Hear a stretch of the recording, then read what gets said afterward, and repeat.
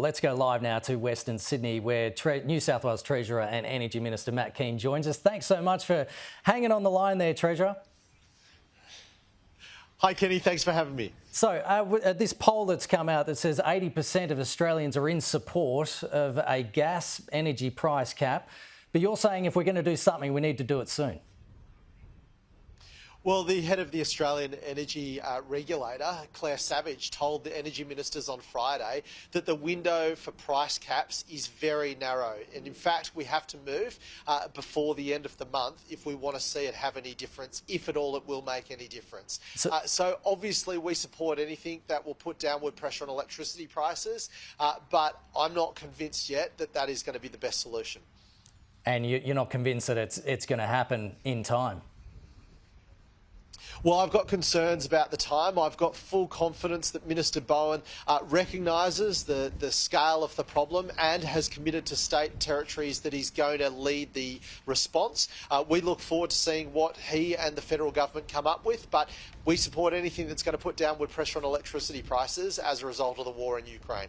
There seems to be some, not disagreement, but differing views across the states.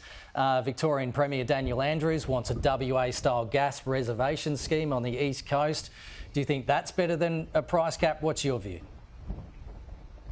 Well, I think a reservation scheme obviously could play a role, but we obviously need to do the policy work there. But the point I want to make is that gas is only setting the spot price of electricity for 50% of the time.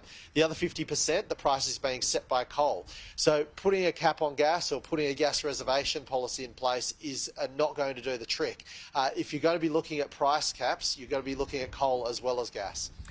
Opposition Leader Chris Minns, you've been having a bit of a beef with him on Twitter over privatisation. He's been saying that the reason why a big reason why prices are rising in terms of energy is because the state government privatised a lot of the assets. So, first of all, what's your view?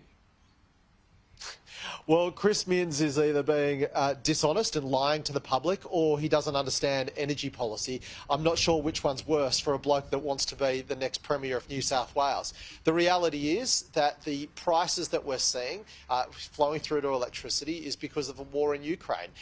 We know that the average 10-year price of coal is about $100 a tonne, and because of the war, it's gone up to $600 a tonne. We know that gas has increased by up to 140% since the war in Ukraine began. So this has nothing to do with privatisation. This has nothing to do with anything other than the high price of fossil fuels due to the war in Ukraine. And anyone saying anything otherwise either doesn't understand the policy area or is being dishonest. And Chris Minns should stop being dishonest, and he should go away and read up on how energy policy actually works. Okay, devil's advocate, because he was comparing New South Wales to Western Australia, where there is public ownership.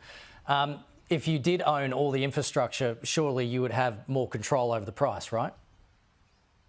Well, again, he's been completely dishonest. Western Australia is not part of the national energy market. They're on a separate grid. It'd be better to compare it to Queensland, who own their electricity assets, and their prices are going up by the same amount, largely the same amount here in New South Wales. So Chris Minns doesn't understand energy policy, and he's being deliberately dishonest. Chris Bowen himself said that this is a result of war in the Ukraine. We're seeing huge spikes in commodity prices, which are feeding through to electricity prices. In order to bring that down, you can either cap prices, you can put in place reservations, or you can give direct relief to families and businesses. And I'm still bitterly disappointed that the Commonwealth Government didn't give a single cent in their recent budget to support families to deal with these cost of living pressures when it comes to electricity prices. I'm bitterly disappointed. I hope that they'll change their minds. The New South Wales Government gave around $7.2 billion worth of cost of living support for families in New South Wales in our budget, including $330 million to help with household electricity bills. Yet the Commonwealth Government didn't give a single cent when it came to relief for household electricity bills. I hope that they'll change their mind, but we'll continue to wait to see what Minister Bowen comes back to the states with regard to the solution when it comes to this issue. All right, thanks so much, Treasurer. We'll chat to you again soon, hopefully.